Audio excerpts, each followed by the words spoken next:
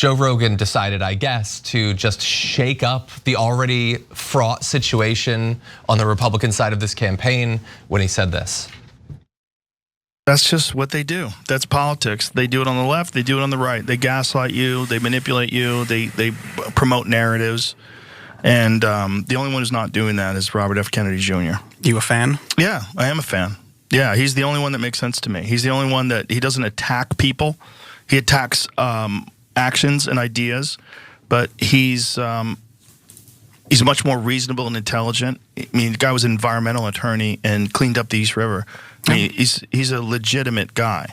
You know, before anybody started calling him an anti-vaxxer, which I thought he was too. I thought he was this nut, this like conspiracy theorist nut, until I read his book. So that is Joe Rogan saying that RFK Jr. is the only one that makes sense to him. And he goes on in long extended rant. You saw a little bit of it there where he cites the fact that he thinks that he's very reasonable and very intelligent and he cleaned up the East River. And he didn't mention the bear for some reason or the worm or the ladybugs or anything like that, but he mentioned a few things.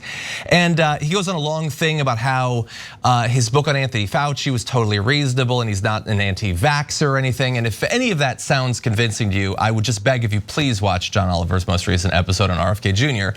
But that wasn't all he said. He goes on to say that he predicted that Harris could defeat Trump. He doesn't say that she definitely will, but he says he can really imagine her beating Trump. And when you combine that with the fact that he's now saying RFK Jr. is the only one that makes sense to him, you can imagine that there are some who are gonna be angry about that. One in particular, and yes, he apparently was listening. Donald Trump bleated, "It will be interesting to see how loudly Joe Rogan gets booed the next time he enters the UFC ring." I don't know what the question marks are for. It's just a statement. MAGA 2024. And so he's very mad. And so now there's a fight and it's all over Twitter. And you probably didn't see it because you're a reasonable person. Why would you be on Twitter? Hey, don't scroll away. Come back. Because before the video continues, we just want to urge you to lend your support to TYT. You power our honest reporting. You do it at tyt.com/team, and we love you for it.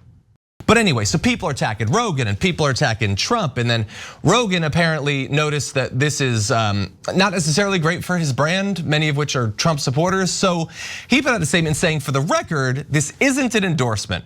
This is me saying that I like RFK Jr. as a person and I really appreciate the way he discusses things with civility and intelligence. I think we could use more of that in this world. And much of that is accurate to what he originally said. He did also originally say he's the only one that makes sense to me. That is not in the tweet for some reason. But he goes on to say, I also think Trump raising his fist and saying fight after getting shot, kind of, is one of the most American effing things of all time. Okay, I'm not the guy to get political information from. If you want that from a comic, go to Comic Dave Smith. He actually knows what he's talking about. First of all, this continues the years-long thing where Joe Rogan pretends to not understand that millions of people just believe whatever he says or whatever he brings some insane person on the show to say. It's a complete abdication of the responsibility you have from having a platform, but that's what he does. So don't listen to him, listen to Dave Smith. He's not attacking Trump. Don't listen to him, listen to Dave Smith. So what does Dave Smith say? Well, he apparently said, during the greatest assault on liberty in modern US history, Trump praised lockdowns, demonized countries not locking down, and brags to this day about that BS vax. I'm not endorsing Bobby Kennedy, neither is Joe, by the way, but he can support whoever the hell he wants to. And if people who are voting for president lock down warp speed of a problem, maybe they should consider the possibility that their guy should be less awful on stuff. So Joe Rogan's saying, I'm not saying don't go for Trump. Listen to this guy who really heavily seems to be implying that. So it's an interesting backtrack. He doesn't want to anger the MAGA people, and yet he's telling them to listen to a person who doesn't like the MAGA guy. It's interesting, especially coming out of last week when Kyle Rittenhouse was all of a sudden a big, strong boy who wasn't gonna support Trump anymore. And then he got attacked on Twitter and he immediately backtracked. And so, I don't know, it's an interesting civil war brewing on the right. What do you think? Yeah, also happened to Tim Pool, and they say, oh, no, he was just trolling. And maybe he is, but who knows? With people on the right wing, I know Tim also pretends not to be on the right wing. Okay, they're always like, whenever they get caught in something, I was just kidding. I was just saying out of context. So, but maybe he was, because there's a lot of people troll. So but I'm not gonna like assess with perfect accuracy whether Tim Pool was joking or he got the same exact situation that happened to Kyle Rittenhouse and Joe Rogan.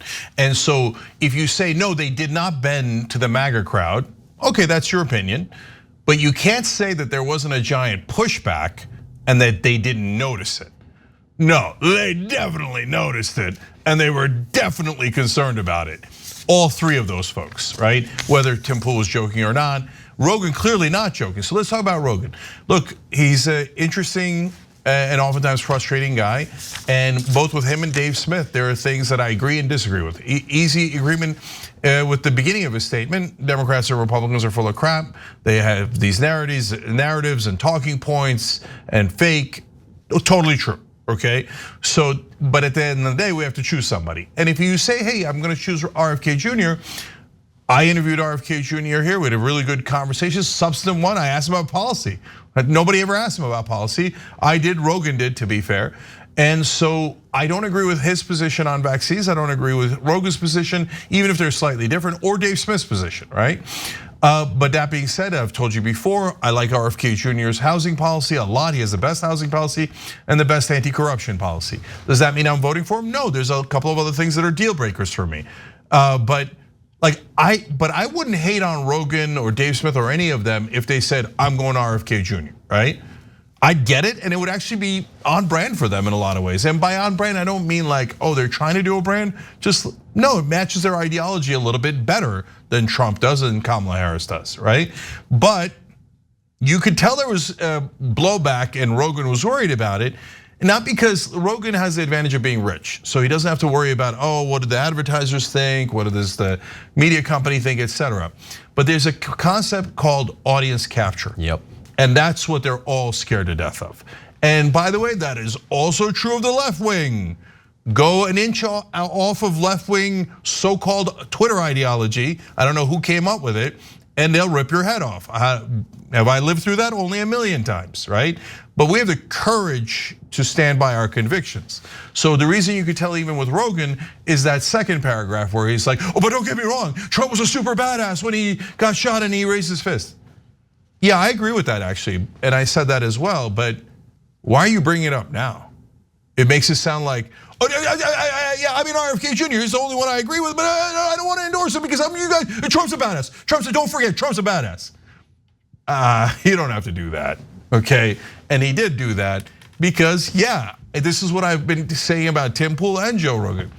Whether you think you're a right winger or not, almost your entire audience is right wingers.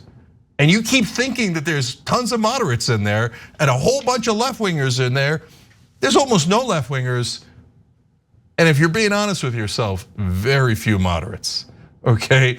It's giant right wing audiences that are like screaming at them, how dare you, Trump, right? And they're like, okay, Trump. And guys, and then somebody's like, oh yeah, like you're any better. We lost a decent chunk of our audience, let alone the left wing fights that we've had. But because we didn't back Biden, we said we were honest. They said too old. Sorry, too old. And you're never gonna get me to lie and say he's not too old. And so, but audience capture is a hell of a drug and very, very tempting. I like Dave Smith a lot, by the way. We can come back to that. But Ramesh, what do you think? Yeah, I mean, it's from the perspective of someone like Dave Smith, who I'm not an expert on, but I've seen you talk with him before, or Rogan, who I occasionally listen to. It seems they both sort of, veer populist libertarian in certain ways, and which can of course align with right. But I think it's very telling that to support RFK would be supporting our continued military funding of a genocide in Gaza. And I think that that's a very anti-libertarian position, and they both should be called out, at least Dave Smith, for that. If you support RFK, you're supportive of a disastrous policy where we actually make war in other parts of the world and kill people in other parts of the world, at least through our funding and our military arsenal. That said, it's a great thing for the Rogans of the world to support RFK. He doesn't say he explicitly supports him. This will peel away at a significant part of the Trump base, which is great news because it's an unholy alliance of, evangelical,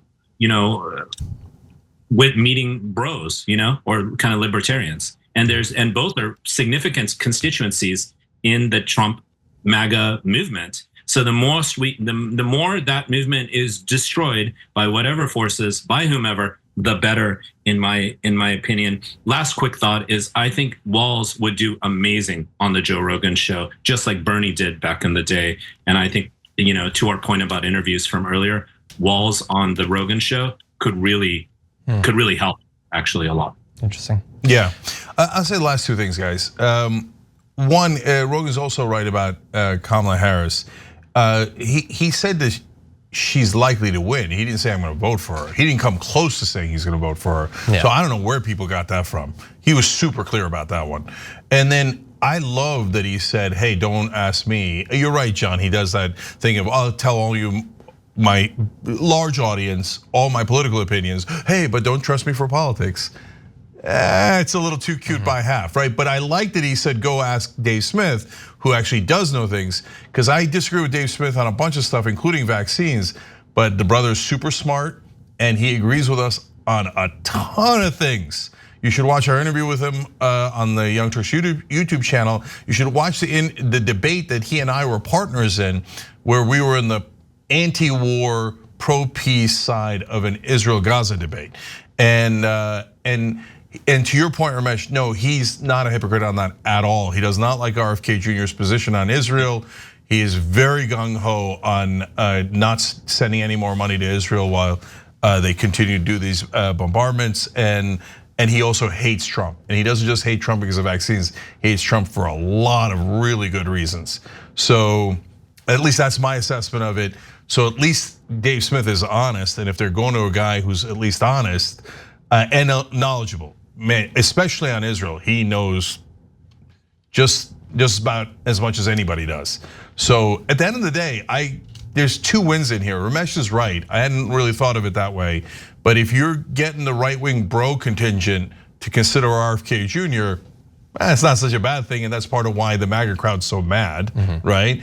And second of all, look, there's at least some degree of honesty mixed in here, where at least they had the courage to say they like RFK Jr. before they got the blowback, right?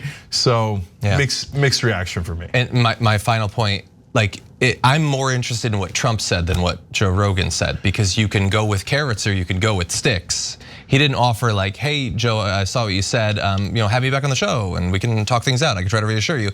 He was like, everybody go boo this guy at UFC, which is a bold strategy. And maybe it worked in this case, but if he were to lose Joe Rogan, like really anger Joe Rogan and Joe Rogan went rogue, I think like Joe Rogan has a lot of influence over the exact sort of like white male audience that Trump needs.